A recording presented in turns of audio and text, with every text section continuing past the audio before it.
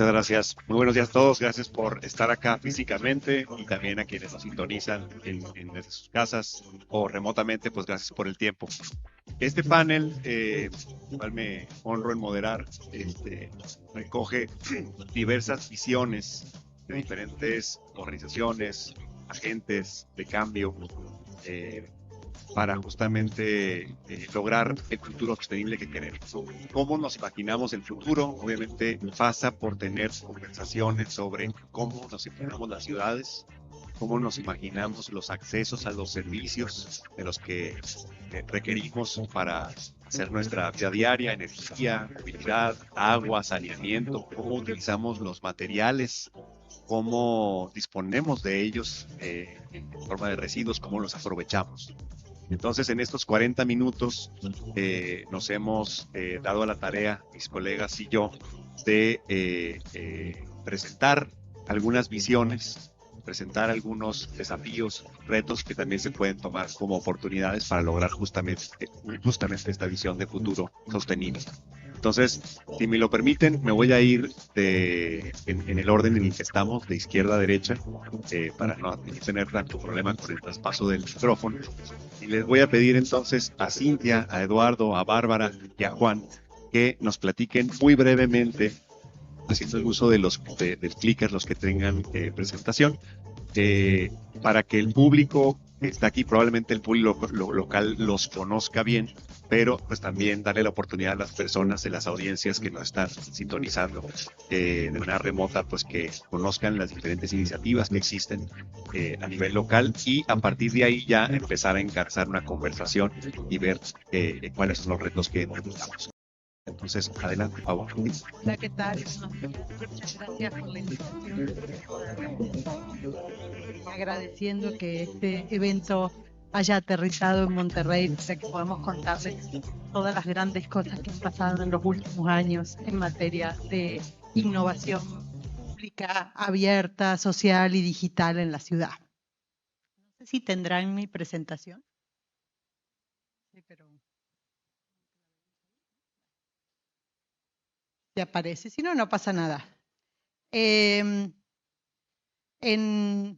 A mí me invitaron a este evento para contar la historia de los proyectos que detonamos en el municipio de Monterrey durante los últimos 3 años, en la recién creada en ese momento Secretaría de Innovación y Gobierno Abierto, y entendimos nosotros que había que trabajar por una ciudad abierta y digital. Esos fueron los dos brazos que compusieron todos los proyectos o iniciativas que fuimos lanzando. ¿Por qué? ¿Por qué creíamos que necesitamos este tipo de ciudades? Porque hay que mejorar los servicios que ofrece el gobierno a la ciudadanía, tienen que estar centrados en las personas, tienen que ser eficientes, tienen que ser rápidos, gracias. Tienen que proteger los datos personales, porque hay que trabajar con otros actores que pueden ser otros gobiernos. Acá estoy con Juan Alejandro, estoy con Bárbara, trabajamos mucho juntos en el proyecto de OGP, y trabajar con la ciudadanía, porque hay que trabajar sobre los problemas y construir a partir de ahí, porque hay que tomar decisiones basadas en datos, y si esos datos no están ordenados, estandarizados y limpios, no lo podemos hacer. Entonces había que empezar por el principio en ese sentido, y porque hay que, una vez que tengamos esos datos, ya, porque yo espero que estos proyectos en la ciudad, en el corto, si no es en el corto, en el mediano plazo, hayan dejado la semilla para seguir trabajando, porque hay que eficientar el uso de energía y recursos en el delivery de los servicios públicos. Y eso no lo podemos hacer si no sabemos cómo funcionan y cómo están los datos. Entonces, también hay que reconciliar, allá atrás está Laura, que trabajamos juntas durante 3 años intensamente, hay que reconciliar el gobierno con los vecinos, o sea, el vecino de la junta vecinal, y tratar de escucharlo y tratar de llevar las soluciones a sus problemas, que a veces es poner una cisterna de agua en el parque para que sea autosustentable el riego. Y también, no solamente eso, sino que también cuando los vecinos se involucran, entienden lo complejo que es operar desde el gobierno, lo complejo que es, y si los mantenemos distantes, se quedan con sus prejuicios de que el gobierno es ineficiente o peor aún, es corrupto. Cuando los acercamos y podemos trabajar en equipo, podemos entender todas las limitaciones y las oportunidades, que un poco voy a hablar de eso en mi siguiente intervención, eh, que podemos desarrollar. La voy a usar en la siguiente intervención a la presentación, perdón si la hice poner ahora. Y pues eso fue el motor de lo que hicimos estos 3 años. Muchas gracias, Cintia. Tocas muchos temas importantes que el futuro tiene que ser inclusivo y acercar a las diferentes agentes o diferentes actores pues, para poder trabajar en conjunto. Me parece que Eduardo justamente pudiera ayudarnos a presentarse y platicar un poco cómo el tema de la planificación urbana y los diferentes temas inciden en esto. Sí, bueno, muchísimas gracias por la invitación. Es un gusto estar aquí. Mi nombre es Eduardo Aguilar y represento al Centro para el Futuro de las Ciudades, que es un centro de investigación y acción del Tecnológico de Monterrey en materia urbana, ¿no? Nosotros buscamos no solamente a través de datos y demás hacer investigación, sino también incidir en políticas públicas, en programas y acciones en torno a una mejor calidad de vida, que es pues al final el objetivo de las ciudades. Si me apoyan con presentación.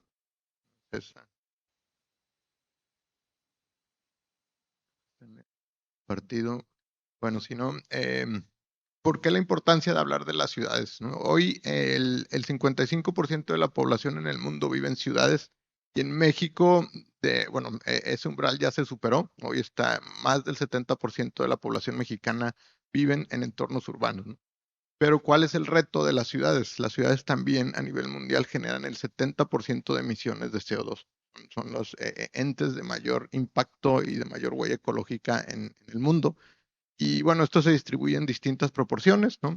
Puede ser, generalmente esto varía, pero el 60% tiene que ver con la edificación y operación de inmuebles, el 30% se va a transporte, y el 10% en desechos a los ríos, a sólidos, etcétera.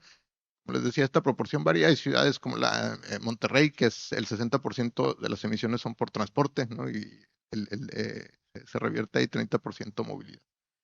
¿Y cuál es el fenómeno del crecimiento en las ciudades mexicanas? Lo que ha venido sucediendo en los últimos 30 años es que mientras la población se llegó a duplicar en unas ciudades, ¿no? Como es el caso de Monterrey, que pasa de 2.5 a 5 millones, la mancha urbana crece entre 3 y 7 veces su extensión, ¿no?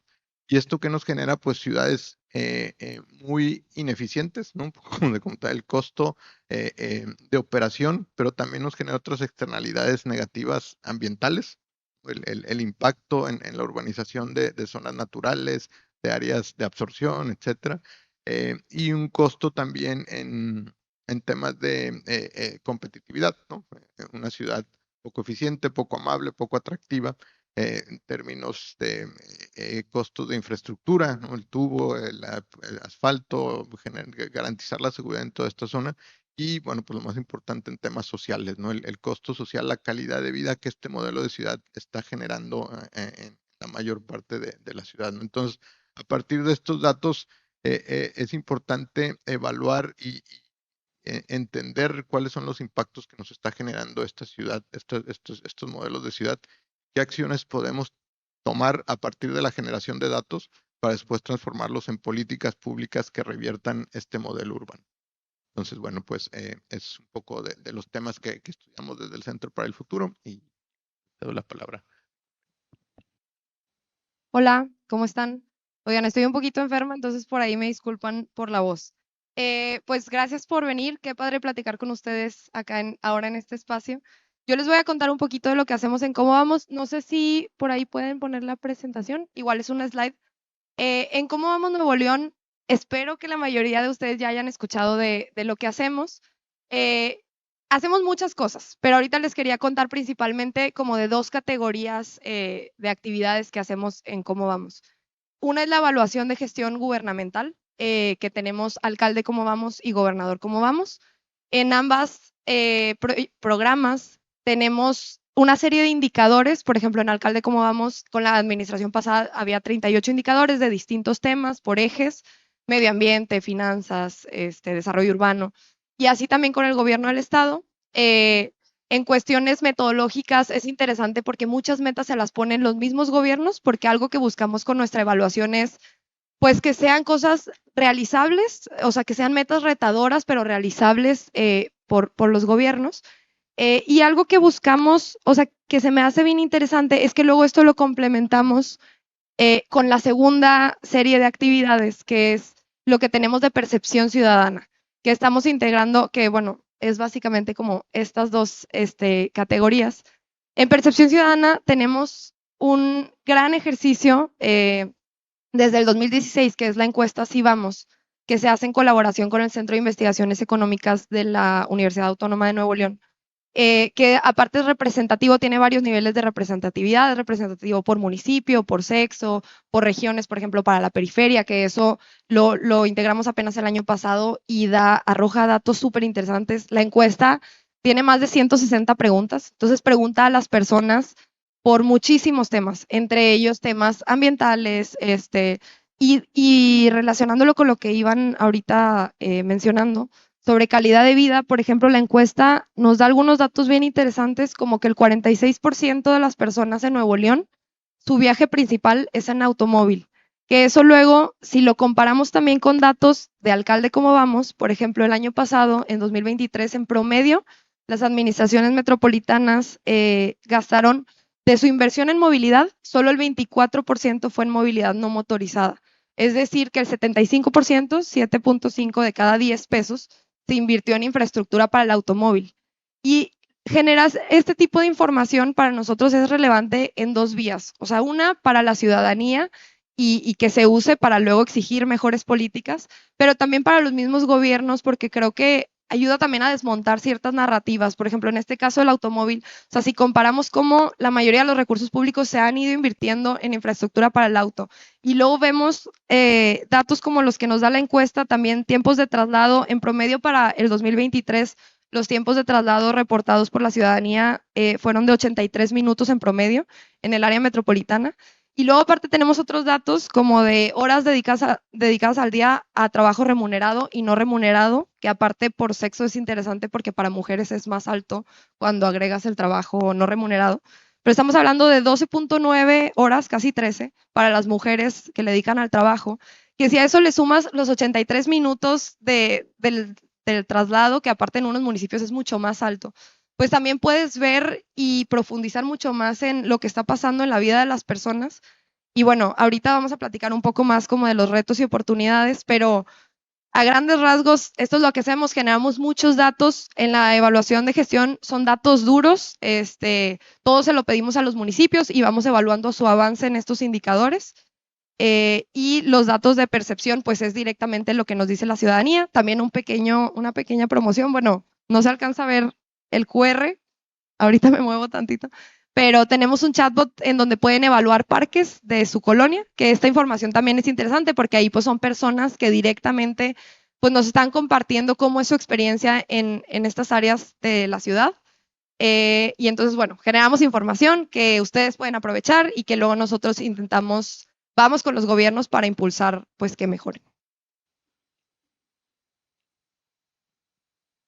Hola, ¿qué tal?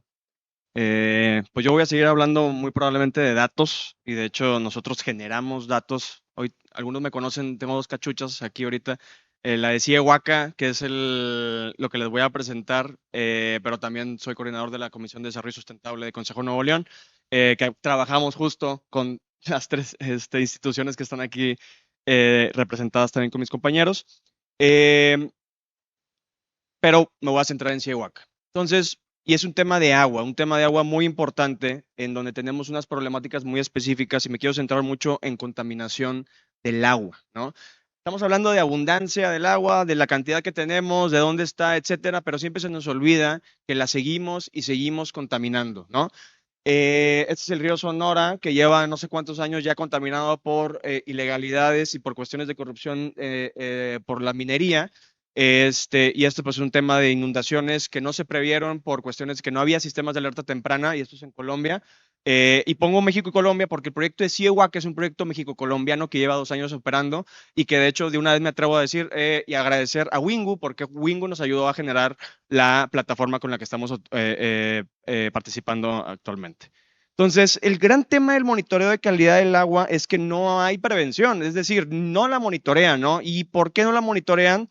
No la monitorean porque los datos son, para empezar, los datos son súper escasos, poco confiables, son opacos, las capacidades de monitoreo son bien poquitas, principalmente porque la inversión no es prioritaria en este tema, porque las complicaciones técnicas son muchísimas. Nada más para ponerles un dato así medio específico, un sensor de calidad del aire, que tenemos un problemón de calidad del aire, te cuesta aproximadamente uno muy, muy bueno, te puede costar $100, $150, que no te da la precisión de laboratorio, pero mínimo te ayuda a saber más o menos cómo está. Uno de agua hasta $500 o $700. Entonces, si en calidad del aire ya tenemos un problema de monitoreo, imagínense en calidad del agua con las complicaciones técnicas, ¿no?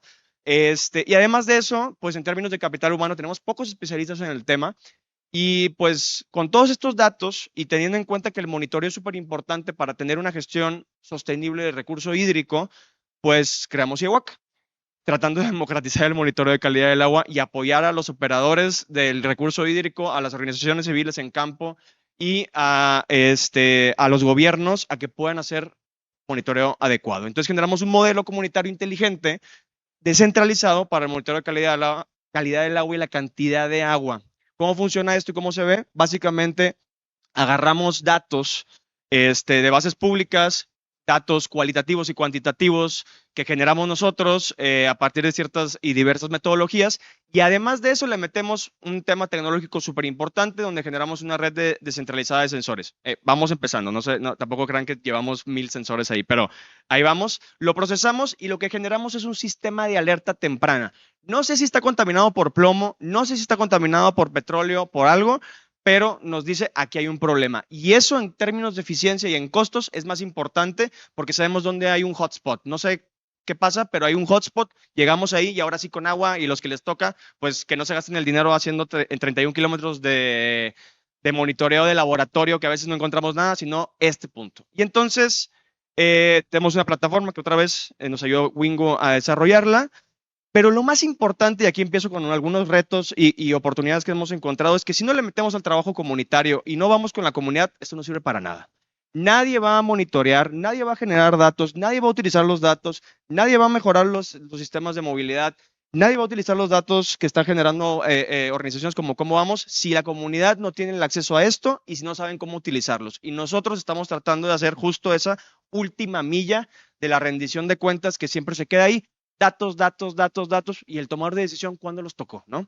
Entonces, en estos 2 años de logros, retos y aprendizajes, con varios fondos ya ganados internacionales, más de 150 muestras de agua, 10 puntos en 10 comunidades y varias alianzas estratégicas, lo que yo les puedo decir es que ninguna tecnología que tenga que ver con cuestiones climate tech o cuestiones de sostenibilidad no va a funcionar, uno, si no hacemos parte de la comunidad en el monitoreo y en la generación de datos alternativos y extras a lo que la tecnología ya nos está permitiendo hacer y si no integramos a la comunidad en la tomada de decisiones. Muchas cuestiones que tienen que ver con tecnología climática y cuestiones de sostenibilidad terminan también afectando a la propia comunidad cuando se implementan. Entonces, si no los hacemos parte de esto, pues tenemos un gran problema y pues nada, eso es lo que hemos aprendido y muchas gracias. Muchísimas gracias a los 4 por su presentación.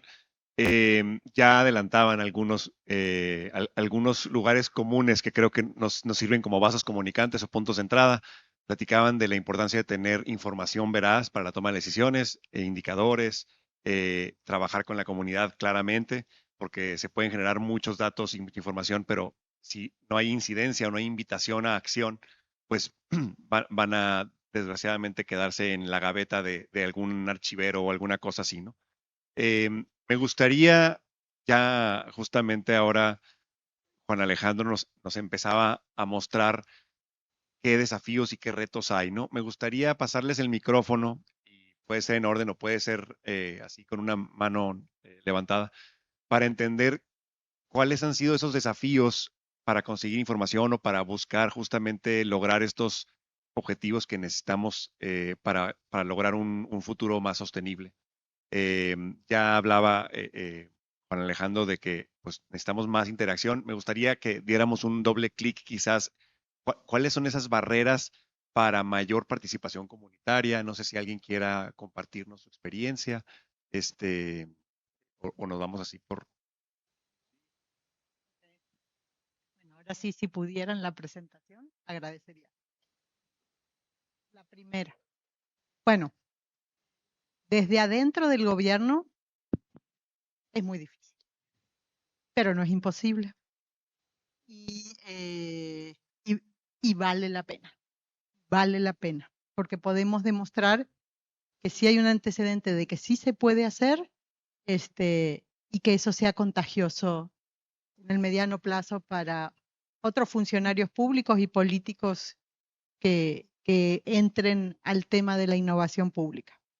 Bueno, creamos la SIGA. La creación de la SIGA fue, yo creo que en algún sentido histórica, porque tuvo la posibilidad de fungir en el mismo espacio administrativo lo que eran las funciones tecnológicas, no solamente de generar software, sino también de atacar el hardware, ¿sí? Porque un hardware que no está diseñado para dar servicios a la gente no sirve. Cuando digo servicios a la gente, son plataformas que puedan usar los ciudadanos. Y desde la perspectiva participativa, trabajar en modelos muy ciudadanizados, de modelos colaborativos y de co-creación.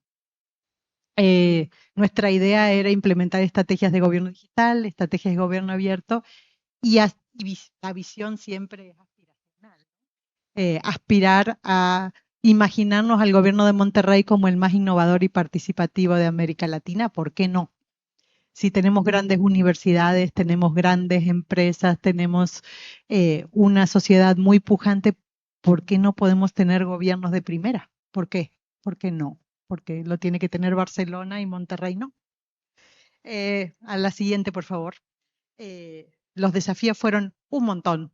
Primero el tiempo. En las administraciones, gracias. En las administraciones municipales tenemos 3 años y tenemos que proponernos una agenda para ejecutar en 3 años. Luego, la infraestructura tecnológica que nos encontrábamos obsoleta es poco, tenía 25 años de retraso.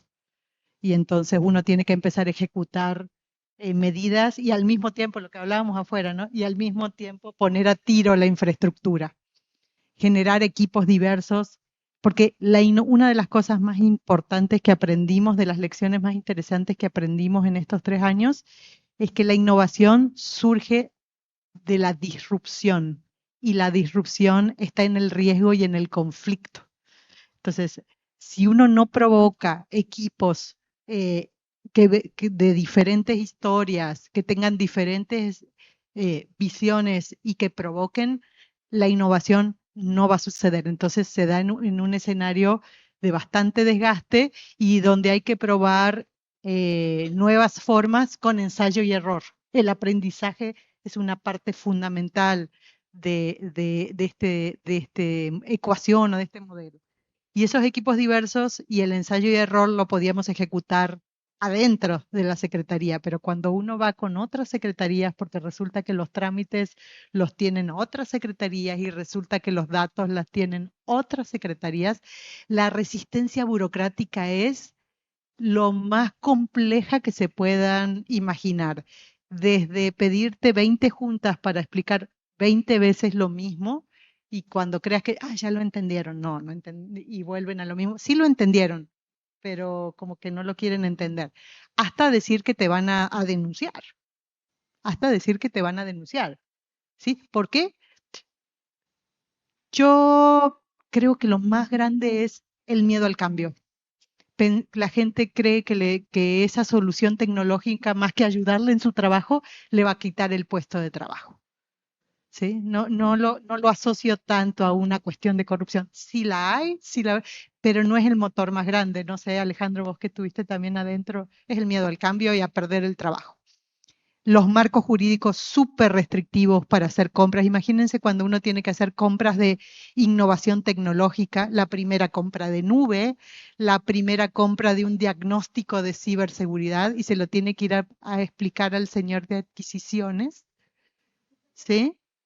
Y te dicen, bueno, la licitación, una cosa es cuando uno compra plumas y libretas, que sea la más barata, pero cuando uno quiere licitar un análisis de riesgo de ciberseguridad, ¿el precio es el factor fundamental? ¿O quiere contratar una plataforma? ¿El precio es el factor fundamental? ¿Sí? Y ahí se vuelve muy complicado y hay que tener mucha resiliencia. ¿Cómo le apostamos nosotros? Por 3 vías. Sí, una fuerte inversión en infraestructura. No me voy a ir detalle por detalle, lo pueden leer ahí. Tecnología centrada en las personas. Trabajamos mucho en la cuestión participativa. Nuestra plataforma de consulta pública, que fue concebida para el presupuesto participativo, pero no solamente para él, empezamos a meterle muchos más servicios, nos ayudó a entender que había que complementar lo digital y lo presencial.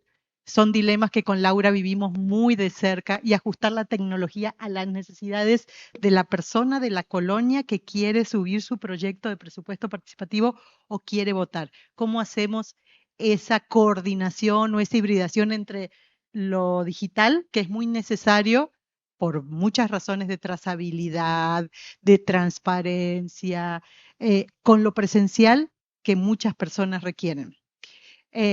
Y apoyar startups para nosotros fue súper importante. Hicimos un movimiento de un premio de innovación pública donde llevábamos retos públicos y convocábamos startups de todo el país para solucionarlos, porque desde nuestra visión no se trataba nada más de que le fuera bien al gobierno, sino a todo el ecosistema digital, pero no de las grandes empresas, sino de las pequeñas empresas emergentes, y trabajábamos. Espero que ese modelo siga, yo le apuesto, o que lo copie otro gobierno, apostar por resolver un problema juntos, y esto le daba al gobierno una herramienta potente y de rápida implementación, y a las startups les da soluciones que le pueden ofrecer a otros gobiernos que saben que funcionan, porque el dinero público hay que cuidarlo, ¿sí? No es nada más comprar soluciones y guardarlas en un cajón, hay que probarlas y testearlas y pilotearlas. Cuidar la protección de datos personales, publicar muchos datos, pero no nada más publicar capas de datos y que cumplan con el objetivo de ser descargables y que sean fácil visualización y que estén en estándares, que también tengan georreferenciación. Ahora voy a mostrar los productos. Perdón, se me va la mano, pero es la emoción. Rápido, muestro los productos. Este es el sistema de contenidos que generamos en el gobierno de Monterrey, y lo que es interesante, si ven arriba a su derecha, bueno, no se ve porque está la traducción, pero tienen los puntitos como Google, y entonces es un ecosistema habilitador para un montón de plataformas, donde uno entra por el ID digital y a partir de ahí puede acceder a un montón de servicios. Si después quieren conversar más de algunos, lo dejo para el final. Nuestra plataforma, una de ellas, la plataforma Decidimos Monterrey, que es una plataforma de consulta pública que se utilizó para las 3 iteraciones de presupuesto participativo que hicimos en la administración pasada, pero también para consulta de iniciativas de reglamentos, donde tú como ciudadano puedes comentar cualquier artículo y dejar tu registro, o la votación de jueces auxiliares, que por ahí anda Juan también, y que hicimos varias iteraciones de votación con muchísima transparencia y consistencia.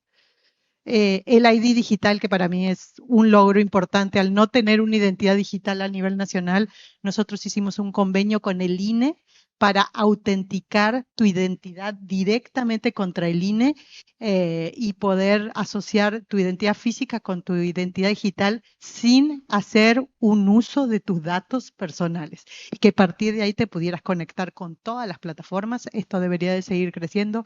El módulo digital, que es la plataforma única de trámites y servicios donde puedes hacer todo el trámite, de iniciar el trámite y terminar el trámite de manera digital. Créanme que esto es complejísimo, no es un Google Forms, ni mucho menos. El premio SIGA que les comentaba recién para incentivar el crecimiento de las startups digitales. la plataforma de infraestructura de datos espaciales del municipio de Monterrey. Entren, hay más de 90 capas de datos georreferenciados, las pueden bajar, las pueden analizar, pueden crear sus propios mapas. Esta está hecha con código abierto, fue un desarrollo interno. Pues así nos imaginamos la ciudad, ¿no? Y decirles que nada de esto hubiera pasado si no hubiera habido ahí adentro disrupción, crisis, caos, conflicto, que cine es desgastante, lo debo de reconocer, ahí nos aventamos varios rounds internos, pero todo eso en 3 años, con fondo público, no hubiera sido posible sin equipos creativos, equipos innovadores, a donde se les dio rienda suelta, completa, para innovar. Y esa es la historia. Gracias.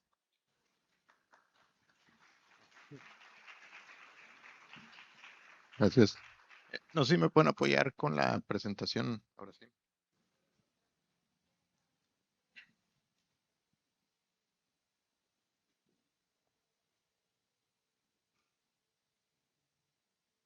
Creo que es la segunda que pusieron. Continúa.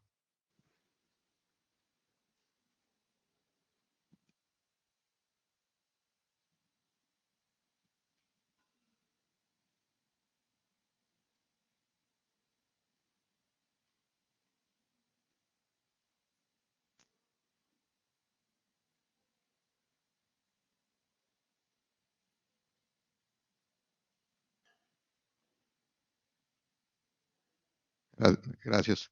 Bueno, un poco lo que les comentaba, ¿no? El crecimiento de las ciudades y bueno, en específico sobre esta pregunta, ¿no? Que hacemos sobre el manejo de datos. Sé que lo importante en el manejo de datos muchas veces es, bueno, las fuentes, evidentemente, pero cómo se presentan estos datos, ¿no? Cuando hablamos que las ciudades han crecido, ¿no? Monterrey pasa de 2,5 millones a 5 millones en 30 años, pero ¿qué es lo que implica esto, ¿no? Y cómo se está dando este crecimiento. Entonces, aquí hay un análisis que hicimos desde el Centro para el Futuro de las Ciudades para entender la dinámica del crecimiento de Monterrey en los últimos 20 años, ¿no? Entonces, aquí lo que podemos darnos cuenta es las casillas o las zonas en rojo son zonas que están perdiendo población, las zonas centrales, mientras que el crecimiento se da en la periferia. Entonces, ¿cuáles son las implicaciones o cómo se presentan estos datos, ¿no? Lo que es, un tema es que la ciudad crezca, pero lo que es preocupante es cómo está creciendo, ¿no? Este es el caso de Monterrey, donde estamos perdiendo población en las zonas céntricas y estamos creciendo de manera exponencial en las periferias. Hicimos este análisis de la dinámica población en distintas zonas metropolitanas de México. Aquí podemos ver, por ejemplo, lo que son casillas rojas, son casillas que han perdido población. En el caso de Monterrey, el 35% de la zona que ya estaba urbanizada hace 20 años ha perdido población, ¿no? Tenemos municipios como San Nicolás, que es el centro geográfico de esta ciudad territorialmente, y por primera vez en este censo pierde población, ¿no? O sea, siendo una ciudad que tiene líneas de metro, que tiene equipamientos, que tiene la universidad, ¿no? Una de las zonas mejor servidas de la ciudad está perdiendo población, y municipios como Pesquería, que tienen un crecimiento exponencial del 200% en los últimos años, ¿no? Entonces también esa lógica, los costos y las externalidades que nos generan. Y estos datos y estas representaciones nos permiten buscar incidir, ¿no? y poder actuar con las distintas organizaciones, desarrolladores, gobiernos para actuar sobre esto, ¿no? Un poco qué implica esto en los arroyos, qué implica esto en el espacio público, en la toma de decisiones, en la coordinación de nuevas colonias que tienen que participar en todos estos procesos, ¿no? Este reto que está generando. Vemos aquí, bueno, Hermosillo, ¿no? de Sonora, el 37% de la zona central de Hermosillo ha perdido población, Culiacán el 34%, y es un fenómeno que se da pues en la mayoría de las ciudades de México, Guadalajara el 37%, Querétaro, Mérida también. Entonces este crecimiento, y bueno, aquí hacemos un resumen, nos encontramos que esta pérdida de población de los centros urbanos o las zonas ya urbanizadas de México va entre el 20 y el 40%. Y ahora, bueno, vienen retos nuevos en cuanto a nearshoring. Ayer estuve en otra plática donde se habla, bueno, pues todos los beneficios que esto va a generar, el crecimiento económico, la atracción de empresas, ¿no? Que es una oportunidad para muchas de las ciudades. México, Guadalajara, el Bajío, el Estado de México están beneficiándose por esta macroeconomía global. pero ¿cuál va a ser el impacto en nuestras ciudades, en nuestros entornos urbanos, en nuestra calidad de vida si no trabajamos en una visión de ciudad, ¿no? ¿Cuáles van a ser los costos o cuáles podrían ser las externalidades negativas de este crecimiento económico, de este crecimiento poblacional, ¿no? Que esto también va a generar con este modelo de ciudad. Entonces, bueno, estamos trabajando en distintas políticas públicas, por ejemplo, a través de los distritos, como fue Distrito Tec, o como se ha hecho también en San Pedro, los distritos Centrito, etcétera. San Nicolás también ha hecho un esfuerzo importante de recuperar la población en zonas centrales que tienen ya servicios, que están mejor ubicadas, para revertir esta política o esta condición. El gobierno federal acaba de anunciar entre sus objetivos 1 millón de viviendas nuevas durante su administración para los próximos 6 años. ¿Dónde deben de ir esas viviendas? ¿Con qué características? ¿No? ¿Qué condiciones de vivienda asequible, ¿no? Adecuada, que no es solamente la política que se venía haciendo de generar vivienda en las periferias, ¿no? Y generar techos, pero no generar ciudad, ¿no? Por eso hoy las personas pues tienen que trasladarse 2 horas, ¿no? Con estos datos, ¿no? Es un tema de injusticia social. Perder tiempo que podrían dedicarlo a su familia, a hacer ejercicio, a esparcimiento, ¿no? A tener otro empleo, etcétera. Y hoy lo tienen que dedicar a transportarse por una política de vivienda que genera ciudad, perdón, que genera vivienda, pero no genera ciudad. Entonces, estos datos nos permiten, bueno, ya más a detalle, también los invito a que consulten el CIUM del Centro para el Futuro de las Ciudades, donde pueden ver estos datos en tiempo real, orígenes, destino, ¿no? Cómo nos movemos, en qué horario del día nos movemos, en qué proporción, ¿no? Como decíamos, se mueven más las mujeres que los hombres por estas actividades que se les han eh, otorgado, que hemos asumido que deben hacer las mujeres, que son actividades de cuidado, de hacer las distintas vueltas. Entonces, también eso cómo impacta pues en nuestra calidad de vida y en el vivir los entornos urbanos, ¿no? Y los costos, pues como decía en principio, sociales, ambientales y económicos. Muchas Gracias, Eduardo y Cintia. Estamos llegando a la recta final del panel. Les recuerdo a las personas que tengan preguntas, comentarios, que nos las hagan llegar aquí al equipo organizador. Vamos a tratar de terminar las intervenciones y si hay tiempo para contestar preguntas, las contestaremos acá mismo. Si no, el compromiso de los panelistas y el mío pues es de darle seguimiento tan pronto no sea posible. Invitaría pues, dado que estamos ya con 5 minutos, a que tanto Juan como Bárbara nos ayuden a entender cuáles desde su perspectiva las oportunidades para darle una tónica de no solamente los desafíos que ya nos plantearon muy claramente, cuál es la propuesta, ¿no? Y sobre todo si alguien que está en el público, que está trabajando en un gobierno local, que está interesado en hacer un emprendimiento, que es miembro de una comunidad de la cual pues quiere acercarse a ver cómo podemos resolver un problema público, ¿cuál sería su comentario, su recomendación? Adelante, primero Bárbara y luego Juan. ¿Ya? Sí. Pues seré breve. Yo preparé retos, me gustó que se planteó como retos, desafíos y oportunidades, porque creo que justo los retos que enfrentamos ahorita son una oportunidad y así los pensé. Y sobre todo, digo, en cómo evaluamos al gobierno, entonces los pensé que para tener un futuro sostenible, ¿qué necesitaríamos que haga el gobierno? Y más allá de irme a lo técnico, que para eso creo que hay mucha información de especialistas y nos podríamos tardar mucho tiempo hablando de cosas ambientales, de desarrollo urbano. Ahorita quiero hablar de condiciones políticas básicas que necesitamos para tener una mejor ciudad en el futuro. Una frase que usamos mucho en Cómo Vamos Nuevo León, que es más política con datos. Por ahí tenemos t-shirts muy bonitas.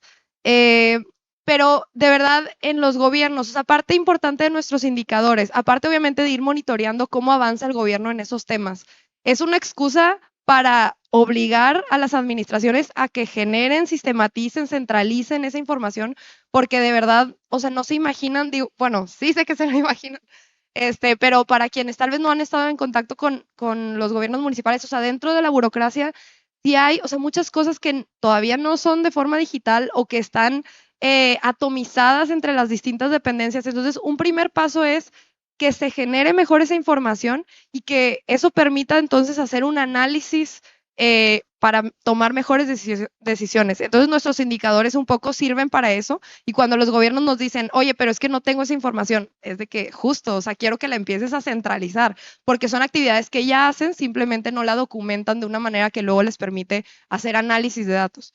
Entonces, primero ese tema. Aparte de la digitalización, toda la cuestión de simplificar procesos, eficiencia, esto de la resistencia al cambio, la burocracia, eso es al interior de los gobiernos. Hablamos mucho de los municipios porque también creo que en este tema de cambio climático, de sostenibilidad, tienen un rol muy protagónico también los gobiernos subnacionales, el Estado, que a veces pasa medio desapercibido, o sea, como que pensamos que esos temas son más federales o más internacionales, y claro que sí, pero en lo local se puede definir muchas cosas.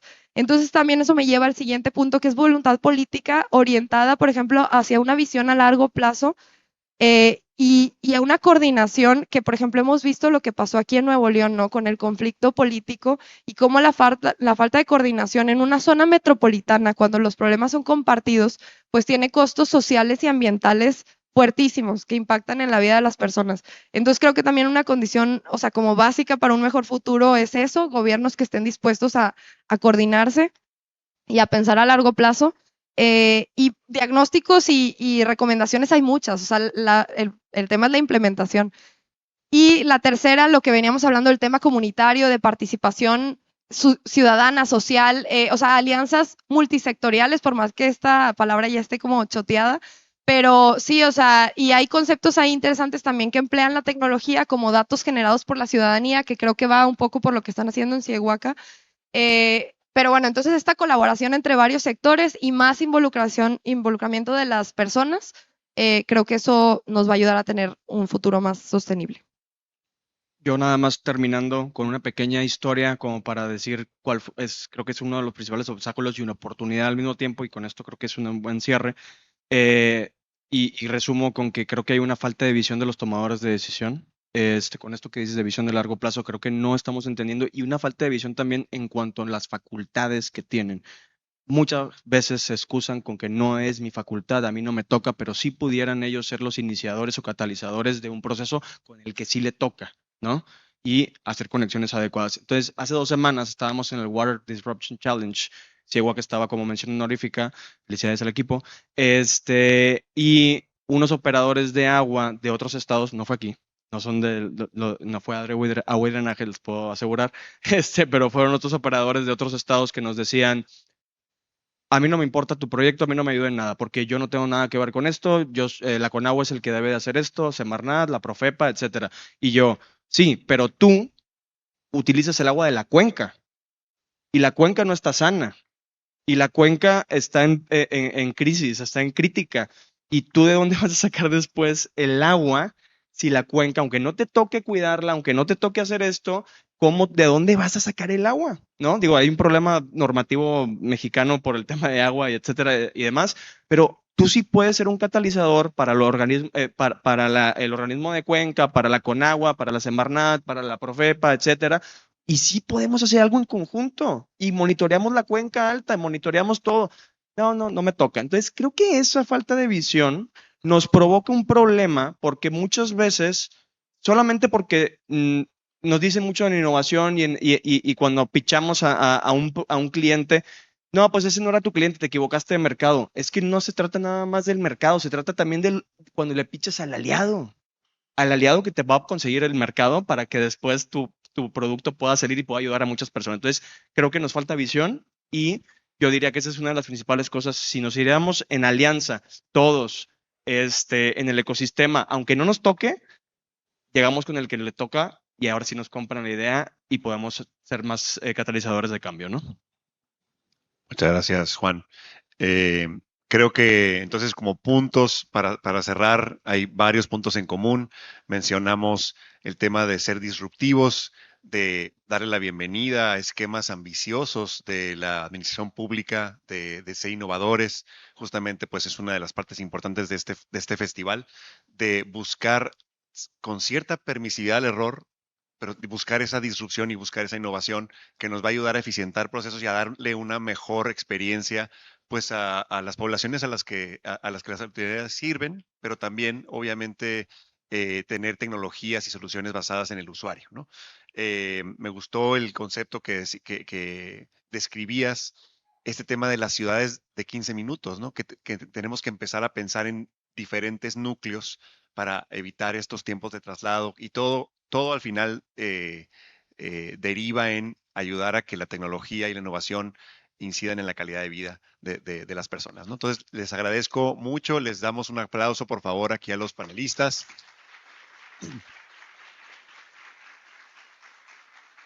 Y de nuevo un último recordatorio para si tienen dudas, comentarios, preguntas, quieren darle un doble clic a alguna intervención de este panel, por favor déjenlo en los comentarios, los que nos están siguiendo ahorita por redes, o si no, acérquense aquí con nosotros, vamos a estar, porque pues hay que seguir con el calendario, con la agenda de este día. Muchísimas gracias a todos y terminamos el panel.